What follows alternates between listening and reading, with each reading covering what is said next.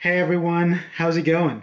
If you ask any wheel builder about the DT Swiss hubs, they're probably going to tell you that especially the 350s are well priced, easy to service, they last forever, and overall are one of the best sellers. But if you were to buy a DT 350 hub in 2022, it's going to look like this. It was redesigned or reintroduced in 2021, so let's take a closer look at it.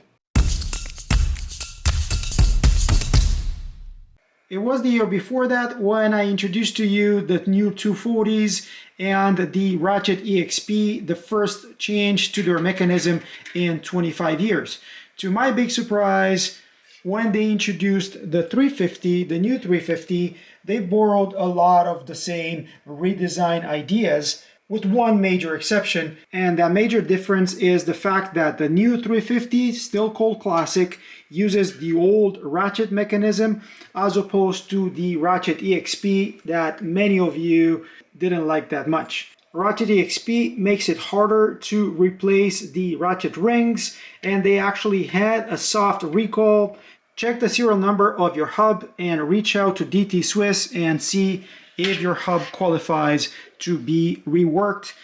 They were really good servicing them, and they sent it to me in a couple of days. So the new 350 doesn't have any issues like that because it still uses the same two ring mechanism from before. You can easily clean, service this, or replace it. It comes with 36 teeth as opposed to the 18 that were included before, and you can upgrade this to 54 tooth that's available as well. So I would much rather prefer this old mechanism as opposed to the new 240, even though they say that it is better. But don't get me wrong, I still like the 240s, and I actually have a full-blown video on the details of the new hub. I'm gonna link it up in the corner of this video. In that same video, I mentioned that I didn't see any difference between the Ratchet EXP FREEHUBS and the good old Ratchet FREEHUBS from DT Swiss. I can confirm now that they're all the same. So whether you have a marking like this where it says Ratchet EXP, or whether you don't have anything, just like you see this on this microspline, they are all interchangeable as long as you have that ratchet mechanism inside. That would be both for 350 and 240. So again, all three hubs are compatible between these two hubs. Back to our 350, even though the ratchet mechanism is the same, there is other changes that they made to the hub itself. First, there is quite a bit more machining done to the hub shell itself to reduce weight, something that was reserved to the 240 hubs or 180 hubs in the past. You have the option for ES 6-bolt rotor attachment or the Shimano center lock. And one thing that they've changed, if you look carefully here at this 240, is this end cap, or more precisely, the shape of it. The 350 end caps used to be smooth. Now they have this line or notch that makes it easier to remove them.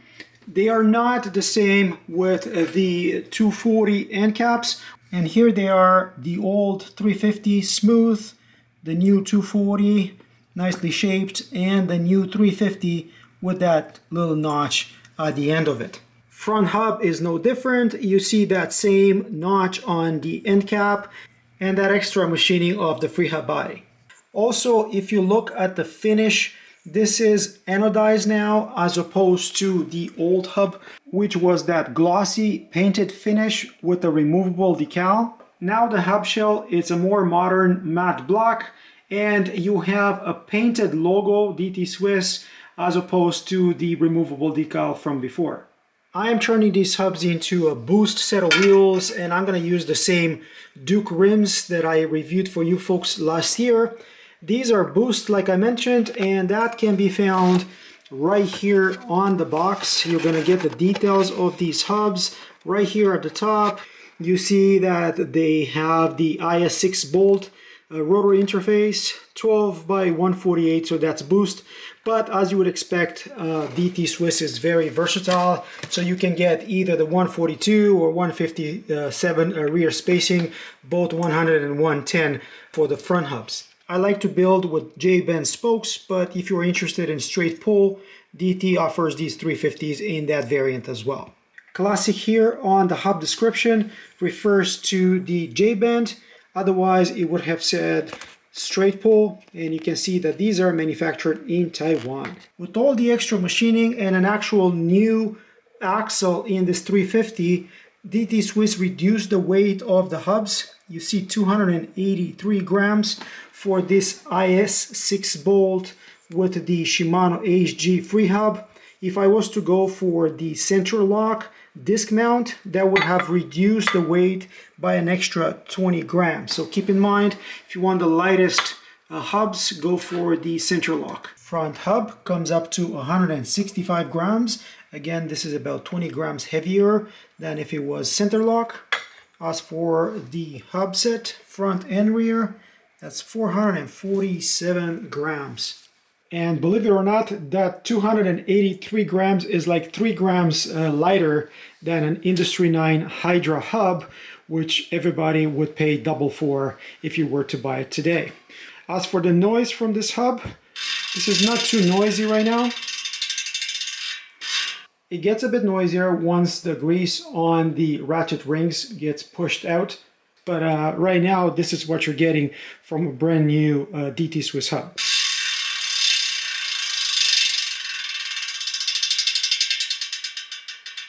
And I know you're going to say, yeah, but the 350 is not a high engagement hub like the Onyx or the Hydra is, so you can't really compare the two. Well, I promise that I'm going to do a video on that, but let's just say that as biased as I am, I consider these new 350s to be probably the best deal in the marketplace right now.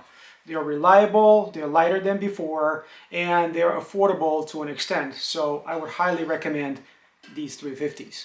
So what do you guys think? Are you in the market for new hubs? Would you consider the new 350 hubs from DT Swiss? Let me know in the comments below. As usual, if you found this useful, don't forget to like, subscribe, and comment. And until next time, hope to see you folks on the trails. Cheers, guys. Cheers.